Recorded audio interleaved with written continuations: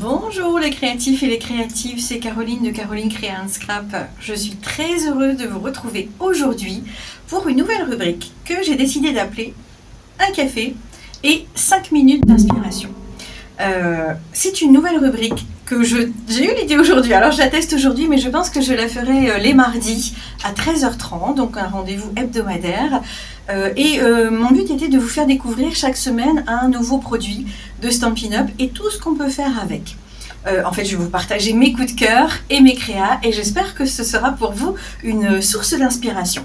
Alors, aujourd'hui, j'ai décidé de vous montrer tout ce que l'on pouvait créer, enfin, une partie en tout cas, parce que vous aurez plein d'autres idées, ça c'est sûr, avec un papier pour lequel j'ai craqué. On est en automne et on est vraiment dans une magnifique saison.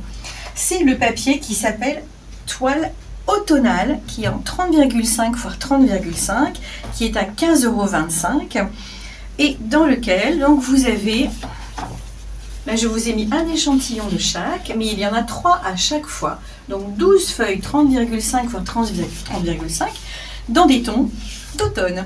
Donc celui-ci, je vous montre, je me cache, hein, c'est pas grave, mais je vous montre ce que ça donne.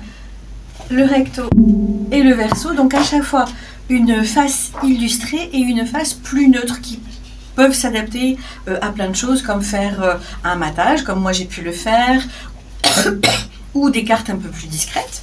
Alors il y a celui-ci qui est vraiment craquant, avec ces petites citrouilles dans le jardin, avec des douceurs vraiment, des couleurs vraiment très très douces. Il y a celui-ci, est-ce que je l'ai mis dans le bon sens? Non, comme ça, non, ouais, comme ça. Vous voyez, avec le renard qui est vraiment très très très mignon. Et puis celui-ci avec un paysage d'automne. Et le dos c'est comme ça.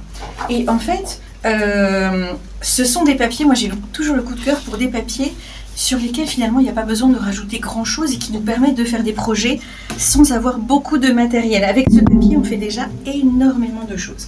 Alors je vous montre. Par exemple, avec le papier où il y a les faisans, voici les deux types de cartes que j'ai créées. Donc vous voyez, j'ai mis à chaque fois le papier en fond.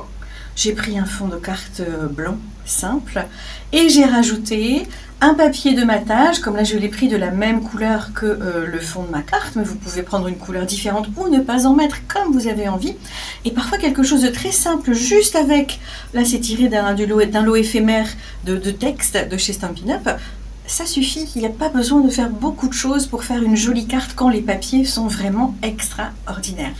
Là, j'ai juste découpé une partie du papier, je l'ai mise en relief, j'ai ajouté un ruban, 2 feuilles dorées, des petits bijoux, et voilà, pas besoin d'avoir beaucoup de matériel quand les papiers sont vraiment magnifiques comme ceci.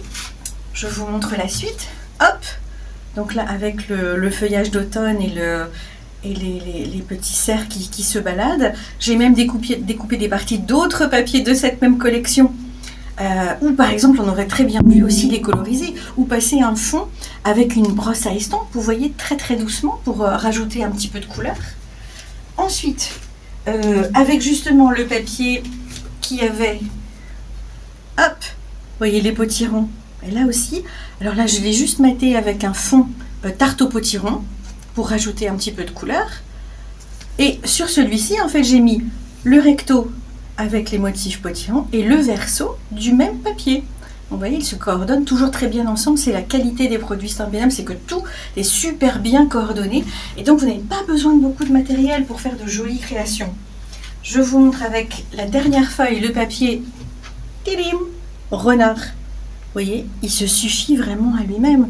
Et juste moi, en découpant un cercle, alors soit avec un die, soit avec une perfo, soit à la main si vous le sentez, en rajoutant un petit mot, et là je l'ai juste maté en gris, ils se suffisent et il n'y a vraiment pas grand chose à rajouter. Vous faites de très jolies cartes pour faire plaisir pour toutes les occasions en cet automne. Et enfin je vous montre un mood board parce que j'adore, en fait, vous le savez, j'en ai déjà fait plusieurs, je vous le remettrai bien sûr dans mes créations, mais comme j'aime ces papiers, là je les garde, un motif de chaque, et vraiment moi ils me font tellement craquer et je suis déjà dans mon atelier en pleine période d'automne et ça me fait, ça me met des paillettes dans les yeux, ces couleurs automnales, et j'adore.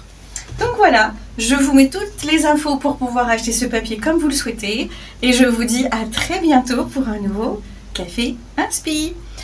J'essaierai de vous retrouver donc le mardi à 13h30. Alors n'hésitez pas à vous abonner, à liker, à me dire vous en commentaire si vous avez aimé, ce que vous aimeriez peut-être partager avec moi. Voilà. Donc un café et 5 minutes d'inspi. Et je vous dis à très bientôt. Bye.